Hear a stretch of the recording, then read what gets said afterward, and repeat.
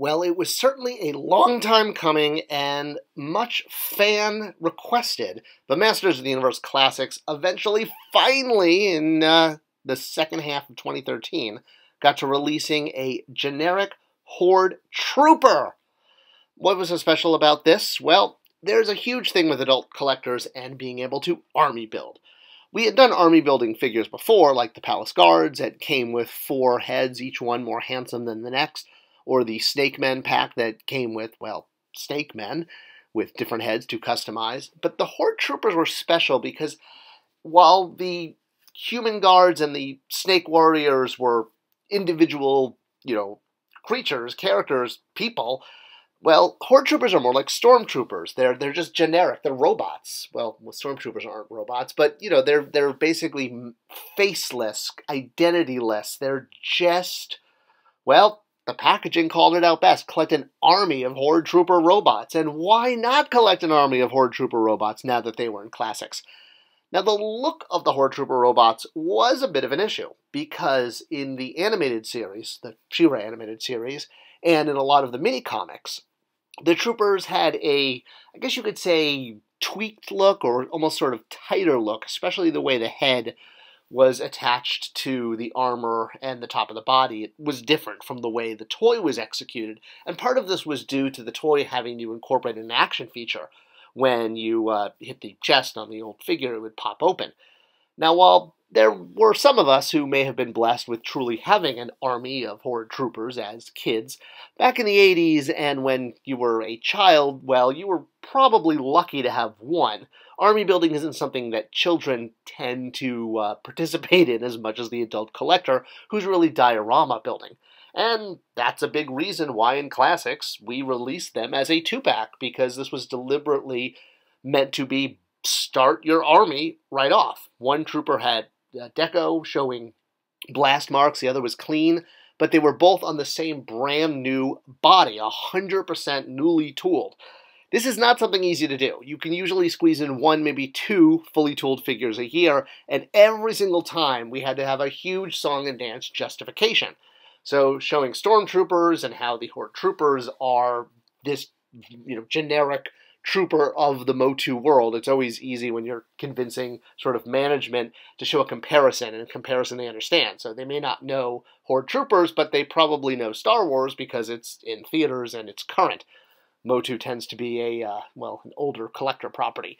And the same way with Stormtroopers or Clone Troopers, different decos are easy to do for the same tool. So this was something I was able to illustrate for upper management, that if they allowed the team to invest in a fully tooled figure, we could build out an army. Maybe not an army of different characters, but at least we could use that same basic trooper buck to create all the different versions that you saw throughout the entertainment. And there were a lot. Not just specialized troopers for different environments like that Flame Trooper, but, you had General Sundar, and you had Hordak wearing the armor, and even He-Man dresses up in the armor when he has to sneak into, it's kind of like a Death Star Stormtrooper thing. And then there's the Tank Troopers, and the Aqua Troopers, and the Laser Troopers, and yeah, there's lots of variants. Some of them just with head swaps, some of them with color swaps. Not to mention, there are ways of getting creative, and we, in fact, wanted to encourage fans to do this. For example, having He-Man wear the armor like he does in the movie Secret of the Sword, that you could easily pop his head. It was specifically done like that. I also brought up the vintage bootleg fake figures, or non-licensed figures, I guess would be the way to put it, for that Eternia line that had different decos of the, shall we say, borrowed tool for the vintage trooper. How this company got it, well, that's a whole other issue. And these decos have actually been embraced by fans as sort of quasi-legitimate decos of Horde Troopers. In fact, Origins did this for PowerCon.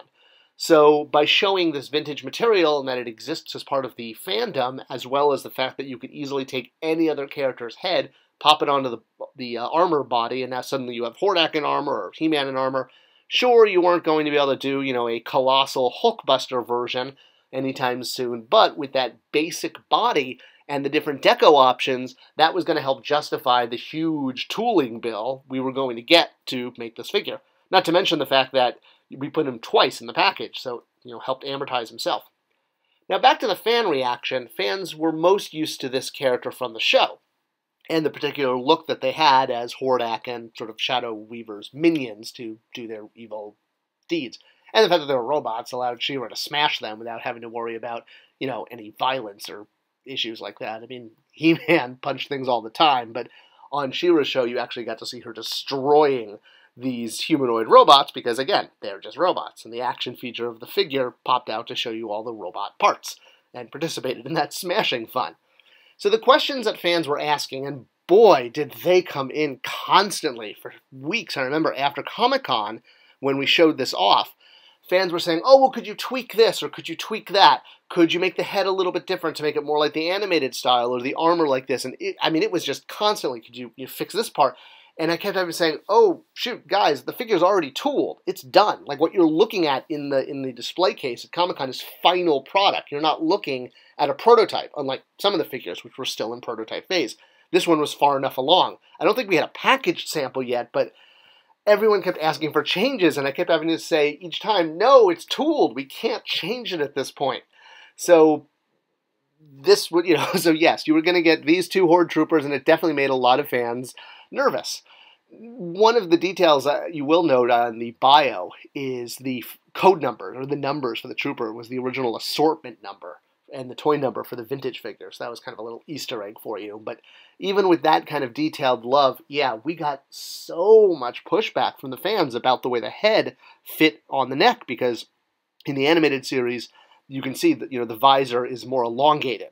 And the version that we did in Classics, or at least the initial version, was based on the toy, not on the animated series. And that was very deliberate, because we were planning on doing animated series toys. We were always planning on doing this as soon as we knew we had access to Filmation. It was really the idea that, well, I mean, Mattel's a toy company, has to make money, has to sell toys, the main characters sell the best, so this was a perfect way to resell the same characters again by doing now the animated version. So the idea of doing a more animated version of the Horde Troopers was absolutely in the cards. And that's why we went more toy with this release, so that when we got to the animated version, which became Club Grayskull, I think.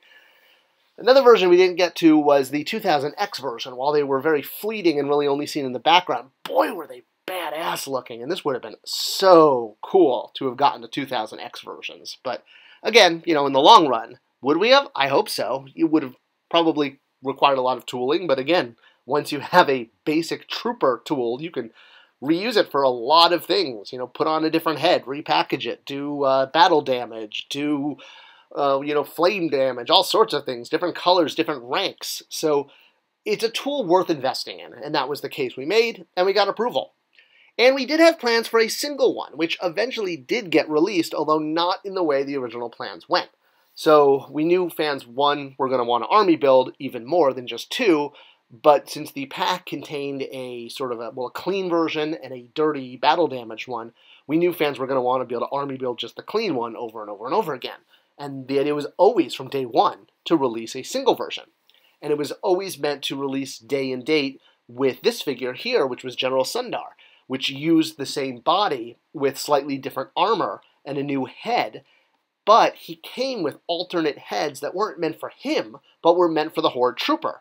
So you had the Commander body, the Alien, you had the Aqua Trooper, the Shock Troopers, and those heads were meant to be used sort of, as a backfill for people who already had the Horde Trooper.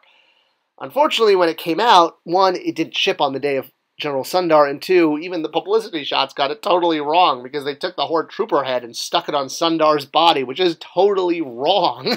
But this is kind of one of my pet peeves in the toy industry, and you can always tell when a brand manager doesn't know their brand well enough. So like this shot of Venom with the goo coming up, this was meant to be for the Eddie Brock head, not the Venom head, because the goo represents the part of the symbiote, the costume that's covering Eddie's head. And so once the head is uncovered, it becomes that goo. So whenever you see a publicity shot that sort of isn't correct to the content or knowledge of the property, it tends to it's like sandpaper. It's one of my pet peeves. You see it every so often. I mean, you saw it with MOTUC Origins a lot, with this Hordak figure showing his bat as like a missile coming out of his crossbow, but the bat is supposed to be on his other arm as his pet or possibly shield. So, yeah, when you see things like that, or, the Horde Trooper like that, it just, it hits me the wrong way. It just shows the brand manager isn't paying attention and doesn't know their brand.